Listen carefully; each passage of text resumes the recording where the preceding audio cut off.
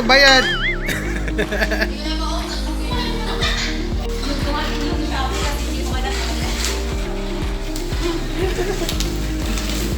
Ah, wala pa din kamot. Today's video. Wala pa din Video. So, today, good day everyone.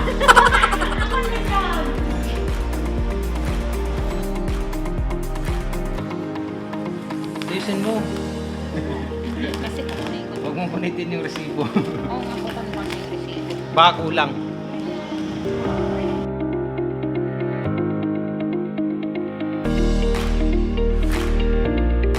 Excited siya mag-unbox ng gaming chair. May gaming chair ka pero hindi ka gamer. Okay lang, basta meron. Sana all. Mo, Wait lang. ito gagamit mo. Oy, lalong ano na si An kasi ibigay ko sa kanya yung gulong-gulong. Matamaan mo. Mag-unbox. Mag-unbox tayo ng Getsa gaming chair. Excited na siya mag-unbox. Kaya yan. Hindi. Kaya pera. Asak pa. Wait lang, parang baliktad kasi. Dapat kasi dito yun eh. Ano ba? Hindi nga niya tinitingnan kung balik na yung ginagawa niya. Basta. Kaya din na nag-deliver, may sinabi na baliktad eh. Oh no! Excited ka kasi. Ay, mga pasukat ka. Nandahan. Excited masyado. Uy, ba? Oh no! Umayos ka. Ayan. Birthday mo. So, once na yung oras. Yung may gaming chair ka nga, meron ka gamer. Wow! Big kasi!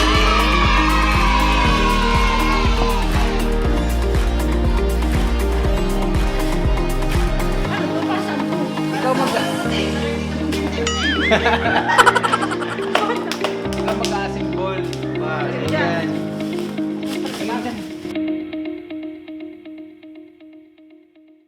Bigyan mo pa sa'yo pa. Ano to? Drive mo lang. Sa barko. Oh Ay, no! starfish. Pwede siya ibenta pag pwede siya bakal-bakal. Ito yan. Star. Lagyan ng Mga starfish 2 yan. kilos ka ng bakal. Yan. Feeling ko ano siya? What? Oh, wait.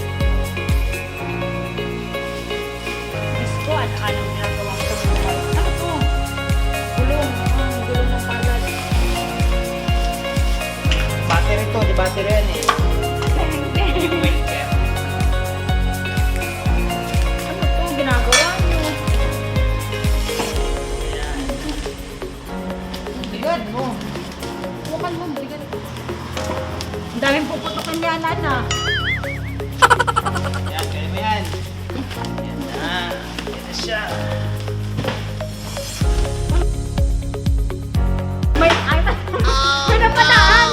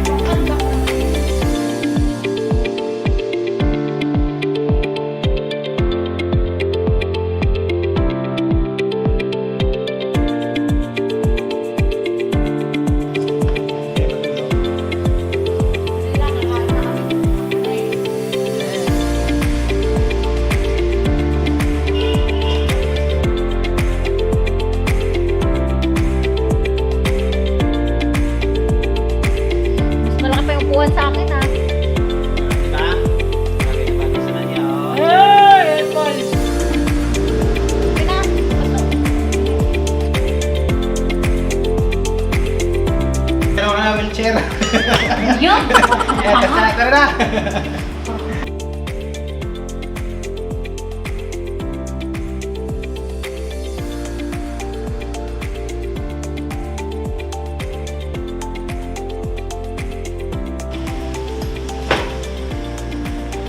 Pwede na nga rin ko maturog bisan ka sugod na.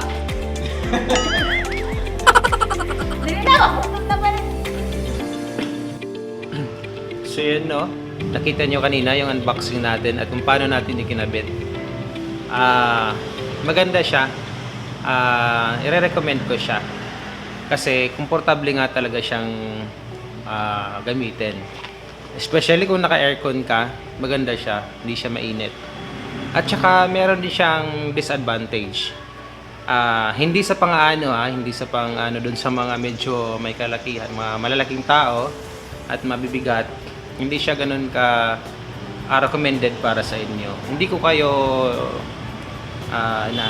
huwag niyo sanang masamain. Ito lang naman ay para may idea kayo.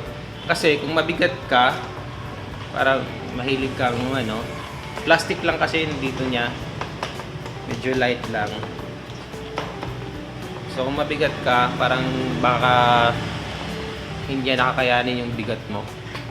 Pero para dun sa mga nag-uopisina, may re-recommend ko siya kasi talagang komportable siya. Especially kung gusto mong magpahinga, pwede mo siyang recline. Yan, ganyan. Tsaka yung footrest niya, eto. Ayan. Ganyan. Pwede kang magpahinga pag wala ka nang ginagawa. Break time mo. Yun yung kagandahan niya. Tsaka maganda pa siya tingnan. Astig siyang tingnan. Meron din dito iba-ibang kulay gray, black. Maganda siya.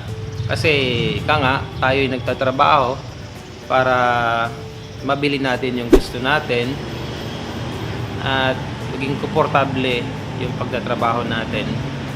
So, yun, mai-recommend ko yan sa inyo. Worth it siyang gamitin. Doon lang talaga sa medyo may kabigatan at medyo malalaking tao, parang 50-50. Mai-recommend ko dahil maganda, pero hindi ko siya mai-recommend kasi baka hindi ko kayanin yung bigat nyo.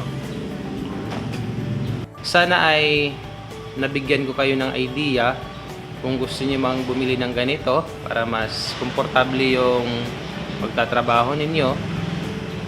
Isang review para sa item na to. So, para doon sa mga bago pa lang dito sa aking channel, huwag niyong kalimutang i-like, share, paki-subscribe. Yun, pinaka-importante, paki-subscribe at paki-hit na rin yung notification bell with all. Kasi para mas updated kayo lagi sa mga ginagawa kong videos, tutorials, tips at mga unboxing at mga dagdag na kaalaman para sa inyo. Thank you lagi doon sa mga supporters ko. Salamat at peace. Paalam. Bye-bye.